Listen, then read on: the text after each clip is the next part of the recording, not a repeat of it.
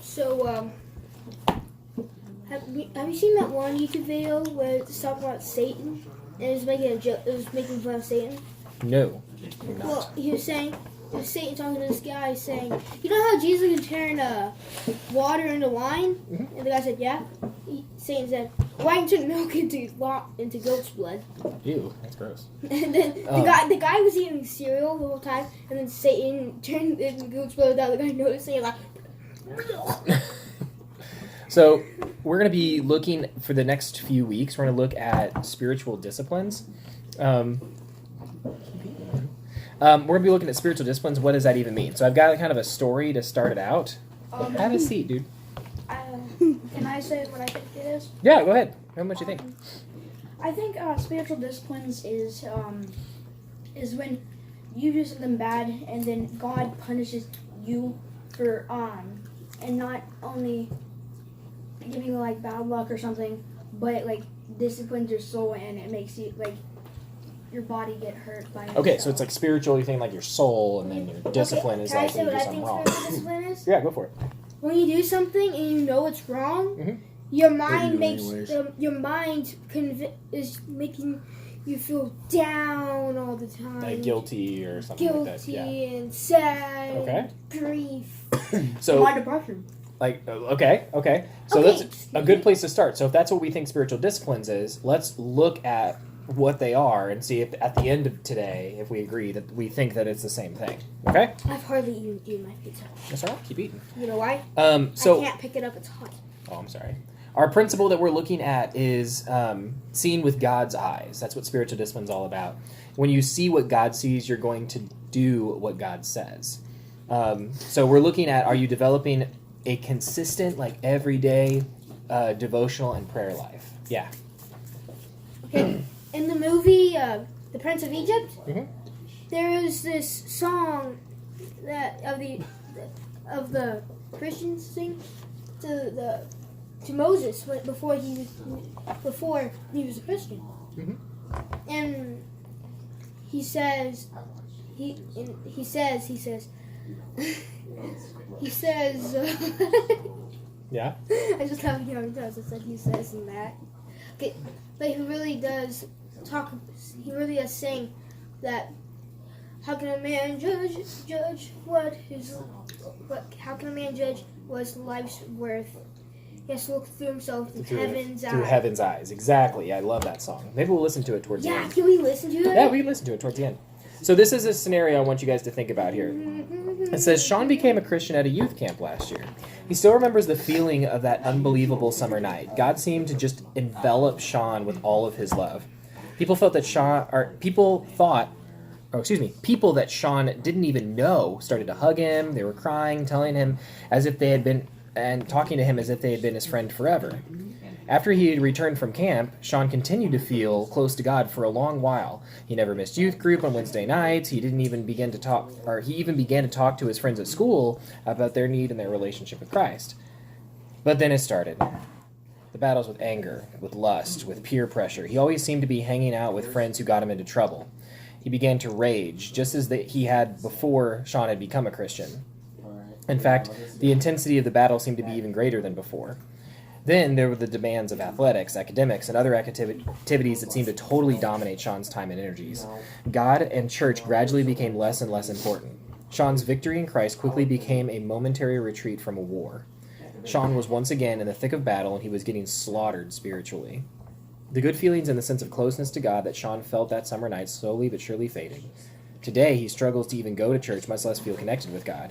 He made a number of bad choices in friends and activities, and those choices have led him to worse choices and consequences that pain him even more to think about. Sean's confident that Christ still lives in him.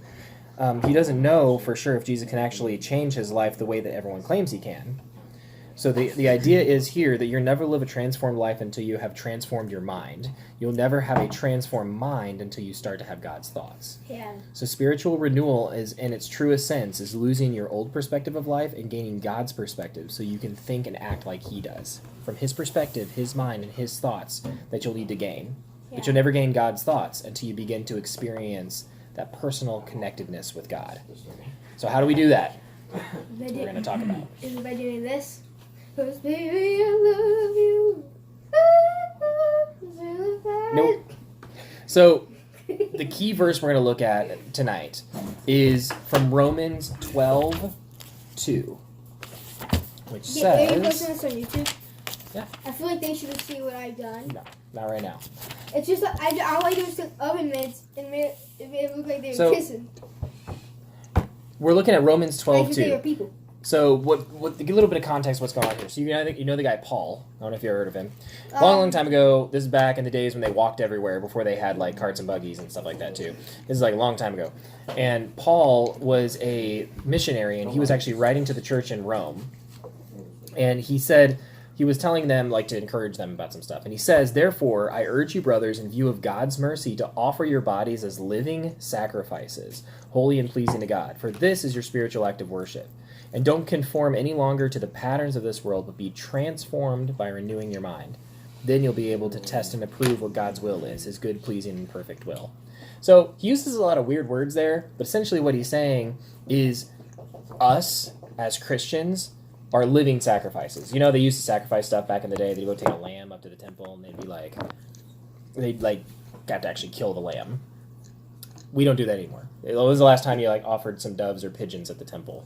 Well, Or a goat. when was the last time we were in the Dark Ages? Me and Uncle Abernathy went up to the temple one day and started to slaughter goats. It's like, no, we don't do that anymore. Maybe some people do in, like, the backwoods, but we don't do it here anymore. Way! That's the kind if you're cooking turkey for Thanksgiving. If you're it's cooking like, for Holy it. God, please take this turkey so.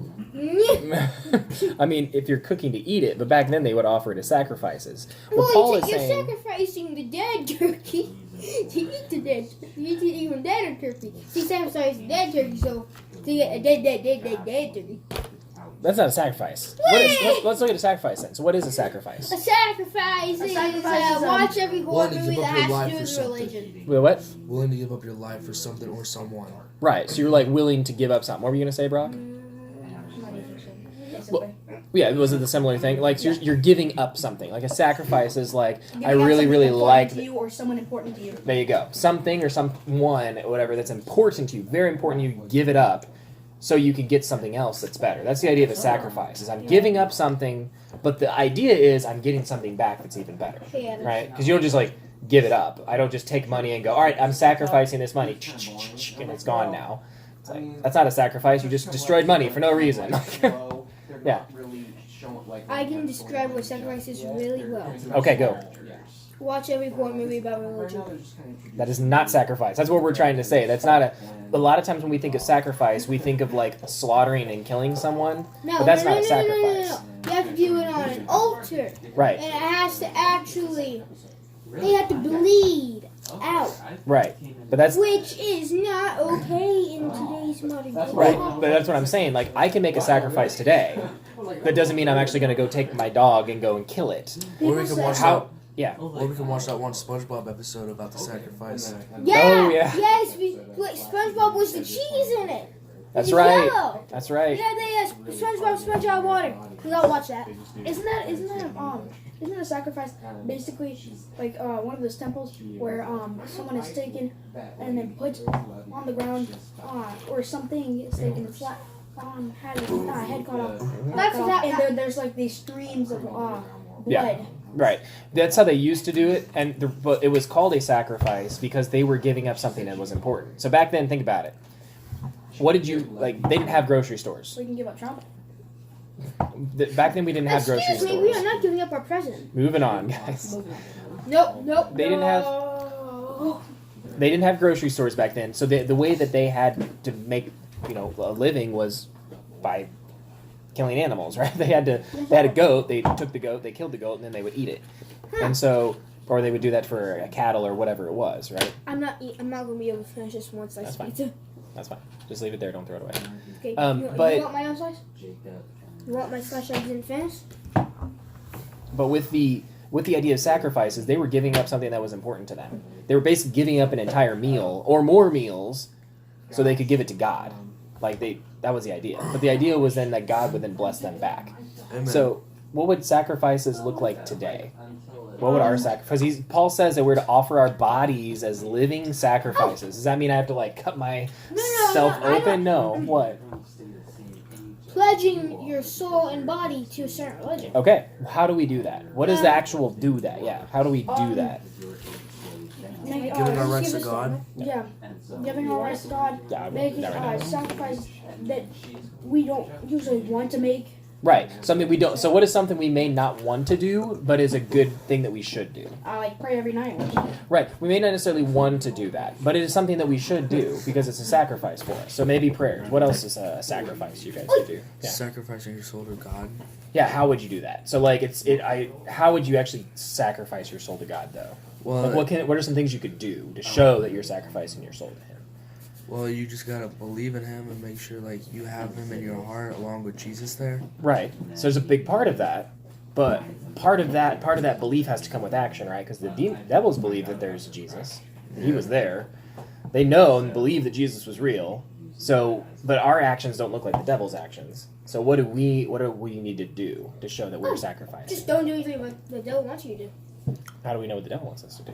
But okay, so everything that is Anything that's a evil crime. or something that you know you shouldn't do, Mhm. just don't do it. That's a good part. So Unless- start doing good. Adam, Unless Yeah, it's yeah. to save someone. So you can only do evil things if it's Not a sin. evil, not evil. It's not evil if you're helping someone or saving someone. But if the person that is you're trying to save is evil and is telling you to do it, Mhm. okay, that actually, if they're evil, don't do it. Okay. What were you gonna say, Brock? basically Anyway, don't do sins. that's not what I was wanting to say. Okay, so don't do the sins, right? How do we know then, guys, what's right and wrong? How can we know what's Oh. right and wrong? God has told us How do we? How did God tell us? through the Bible. Right. Was that what you say? No, I was going to say something completely off subject. Okay, go for it. Oh, not off subject though. Keep it on subject. Whoa. It's in my eyes. There is a certain sacrifice, the sacrifice of human rights, and people can do it all the time. It's called telling someone to go on a diet. You're sacrificing their human rights to choose what they want to eat. Well, they're choosing to do it. No one can force Yeah, anyone to they're go on a diet. sacrificing their human rights because of what people No, think they're of them. they're doing. They're anyway. I'm moving on. Yeah. No, you Okay, stay so on is it me. a sin if you sacrifice yourself for someone? I wouldn't say so. I Well, wouldn't say it was a sin. That's a good question. Now, if Basically you're taking a committing, bullet for someone. right, if you're That's not committing sin. That's actually suicide, pretty like there's a difference between like doing something suicidal, which is totally selfish if you didn't know. Now, if someone again, let me pause right here for a second. Suicide is something that's a symptom of a larger problem. That means that there's a bigger problem going on than the actual suicide itself. That person is in a very bad place in their mind. So we want to try to address the problem that's going on in their world. Why are they so sad that they want to kill themselves? We want to fix that. We don't want to focus on the suicide part. But suicide ultimately is a result of them thinking only of themselves at that moment. You know what I mean? Yeah. Because they can only see themselves. Anyway, that's a long thing. The point is, if you're willing to lay down your life for someone else, that would be a sacrifice, right? You're giving up your life to save Yeah. them, for hopefully that being better. Yeah, bro. So basically, when Yeah, but you've talked a lot. Whenever people- wouldn't it be like a sin to like? Would it be a sin if someone was like trying to kill themselves, like, oh, I'm about to hang themselves, but you say if you do that, they'll kill. If you say that they do that, and you threaten to kill yourself if they do that, would that be a sin? Yeah, so you're saying that I would kill myself if you don't do this? No, if Okay, My so he's parents did basically that to saying me is once. that if someone tries to kill themselves, you say that if you kill yourself, I'm gonna kill myself. That's what he's saying. Oh, I see what you're saying. So, like, you'll do like what's called a suicide pact. That's probably, I don't know if that's necessarily a sin, but it's not a good idea to Yeah. do that because it doesn't help. Instead of having one person or two people alive, you now have two people dead. Like, you know what I mean? Or It doesn't really help. What about the bipolar like problems for suicidal things? Like the actual condition of bipolar. Yeah, is that a sin? Oh, no, bipolar is a symptom. So think of like, or not a symptom, it's a disorder. So think of it like when you have a heart problem, your heart beats too fast or whatever. You have to go to the doctor, get medicine, and they fix it. Okay, and your brain has a bunch of stuff that can get messed up too. Bipolar is one of those things. So you go to a doctor, you get medicine, and that helps level you out. Isn't bipolar like mixed emotions where you can change emotions really Yes. in the blink of an eye? Not the blink of an eye. That's a misconception. Bipolar just means that sometimes people are like really, really excited and happy and stuff, and then all of a sudden they'll start to switch. Not like that, but then for the next like day, a few days or so, they'll be like really mad and upset and sad, and it's because their emotions go really high and really low. Yeah, what were you gonna say, Chase? So to go with human sacrifice, this is one episode of American Dad where Stan, like when he dies for a minute, Mhm. he gets to revisit all his memories, Mhm. and he kept killing himself and using electricity to come back to life. Mhm. But when his wife found him in his little makeshift doing that, Mhm. she tried doing CPR on him and she died. They both went to heaven, Mm-hmm. but Stan went down to hell and make a deal with the devil to let his wife and him go back to life for a few years in order for his soul. But he was sacrificing himself for his wife's happiness. Right, but in the real world that couldn't happen. Yeah. We know that, but yeah, if you're saying that he was kind of sacrificing Do himself, not try yeah, that at home. right. Don't do that. But I that don't know idea how of many times I have to stress this. Do not try that at home. that idea of sacrifice, of what we're doing is like we get this idea of doing what is right for God, even when we necessarily don't want to.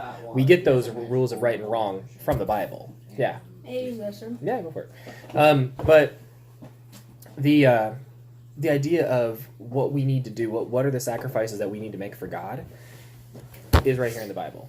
I mean, the things that we need to do on a daily basis. Like, and if you want to know what God wants you to do, read it. Seems like a big old book. Hey, you But- knock it out in a few days. Huh? Knock it out in a few days. You weeks. could, but it's a lot. Yeah, So, like read it nonstop, no what- sleep. What's really cool about, like, for this one specifically, what I really like about this one is it's got, like, extra stuff in history that they've shown in it.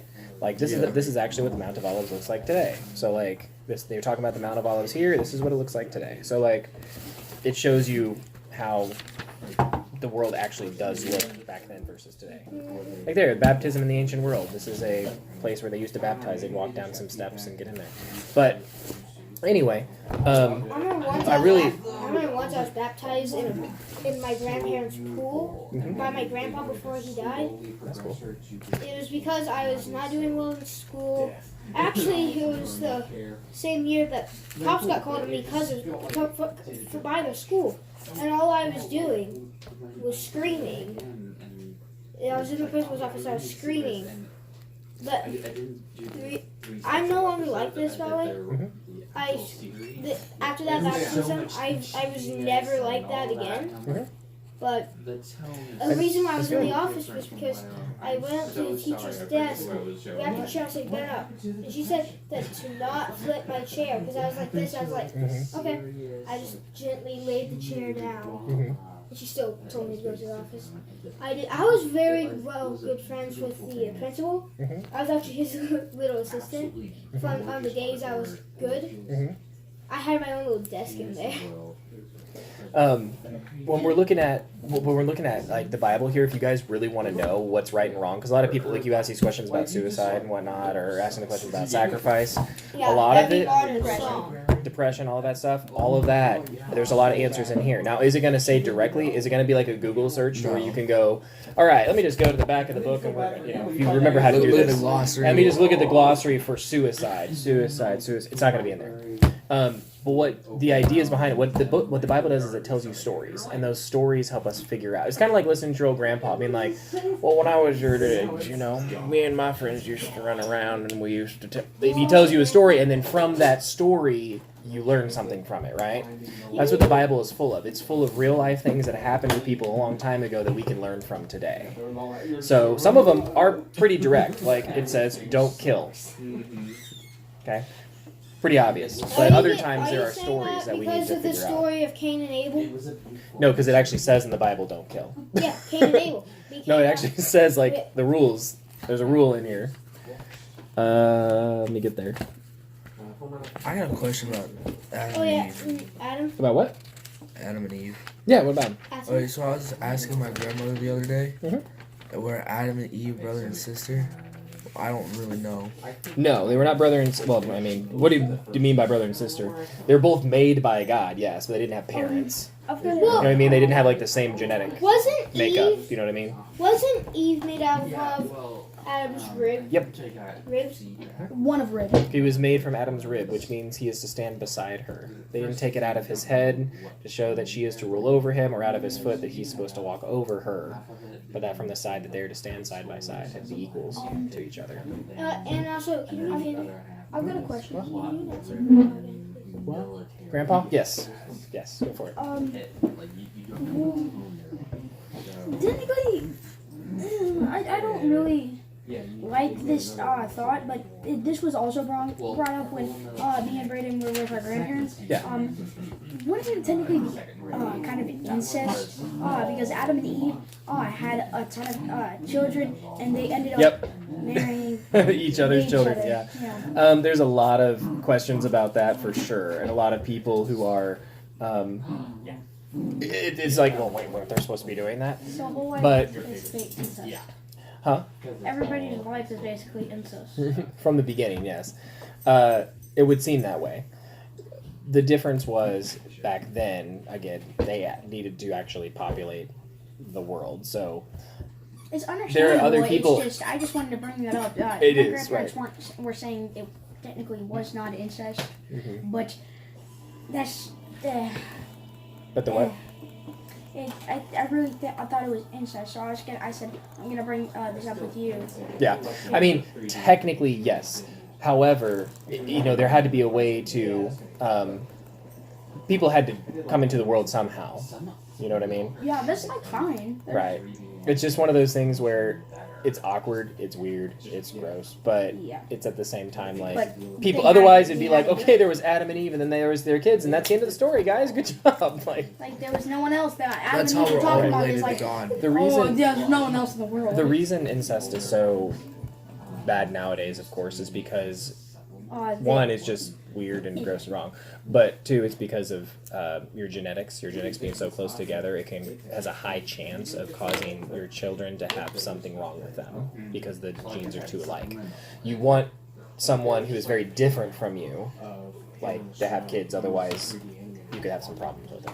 Yeah. So It kind of gets annoyed to me and my brother because people make fun of me. I don't know about my brother, but people make fun of me because they make fun of the Alabama and stuff. I'm from grew up in Alabama mainly.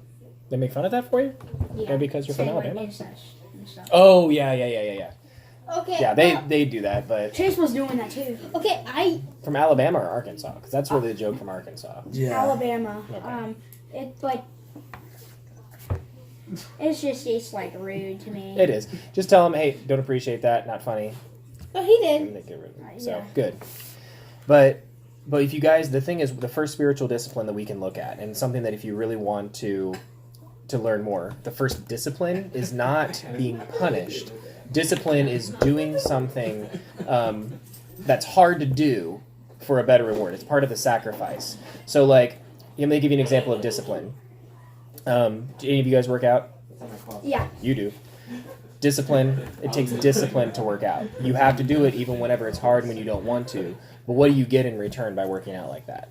We get muscles. Right, you end up getting massive muscles and you get way stronger. Cardio. Right, and that's what discipline, it takes discipline to do things that are hard to do even when you don't want to do them.